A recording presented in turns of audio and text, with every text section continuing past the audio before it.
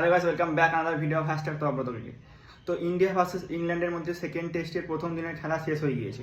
প্রথম দিনের শেষে ইন্ডিয়া স্কোর 310 রানে 5 উইকেট। তো আমরা দেখবো প্রথম দিনে কী হলো।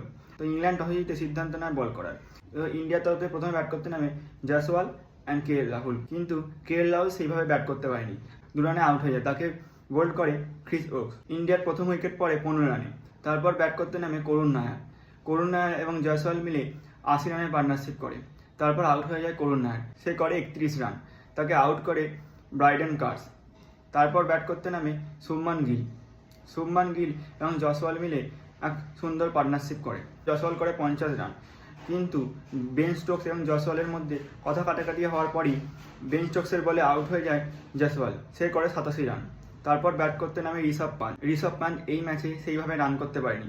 সে অ্যাটাকিং মনোভাব নিয়ে খেলতে নামলেও মাত্র 25 রানে শোয়েব বাসিরের বলে আউট হয়ে যায়। ক্যাচ নেয় জ্যাক ক্রলি।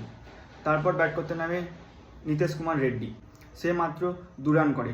তারপর ব্যাট করতে নামে স্যার রবীন্দ্র জাডেজা এবং শুভমান গিল মিলে সুন্দর পার্টনারশিপ করে। শুভমান গিল করে এই সিরিজের সেকেন্ড 100, সে করে 114 রান। আর অন্যদিকে জাডেজা শুভমান গিলকে সুন্দরভাবে সঙ্গ দেয়, সে করে 41 রান। দিন শেষে ইন্ডিয়া স্কোর 310 রান 5 উইকেটের বিনিময়ে।